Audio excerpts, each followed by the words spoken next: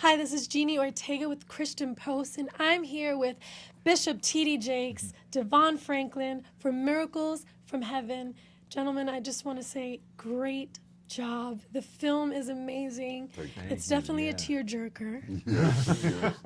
But it's unique because you're both pastors, so I definitely want to ask you some meaty questions. Okay. There's, Christy Bean, we kind of follow her on her really emotional journey.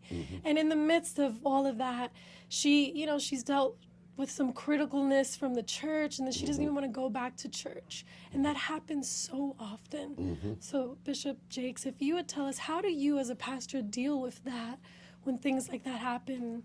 Someone doesn't want to come back. I think people have to realize that they don't go to church for other people. Until they realize that, they will always get disappointed and leave because other people are just as flawed as you are. Yes. You go to church to have an encounter with God in the midst of other people.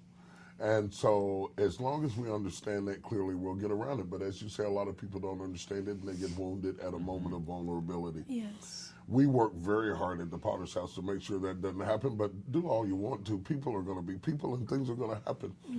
Once you become mature, the real sign of maturity is that you can be who you are in spite of who's around you.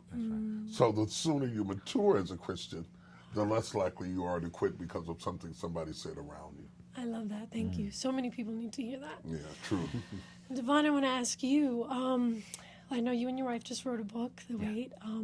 Just a great example of a loving couple. And in the film, you see Christy and Kevin and just their relationship in the midst of crisis, how they just still keep it together. How important is it for that message to be put on the screen for people to see in this day and age? I think it's very important because, life is hard and we all go through challenges.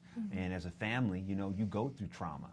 And what I love about when you watch the film closely and you read the book closely that the film is based upon is that when you look at what ultimately happened to Anna, her family had to fight for her healing so that she would have even been alive for the miracle to happen.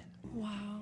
And I think we underestimate the power of fighting and staying in it and continuing to go against the odds and be there for each other, because we have no idea when God is going to show up and how he's going to show up. And sometimes we have to do the work so that when he does show up, we're in a position to receive it. There's a phenomena of heaven. People love heaven. And I got to say, you guys did a great job with your last film, and it did very well. So why are people so obsessed with heaven, and why is it such a good outlet to be able to kind of minister to people? I've been asked that question before, and it's given me a moment to reflect upon it. I think that either you are old enough that you're getting closer to it, or you love someone who is. And the more you love someone who is, the more concerned you are about it. To every mother who's lost a child or dealt with some tragedy in your life, those notions of a reunion become all the more special, regardless of what belief system you have.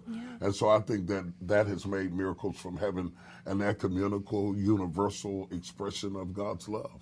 Awesome. Thank you, gentlemen, so much. I appreciate your ministries. Thank you. Thanks.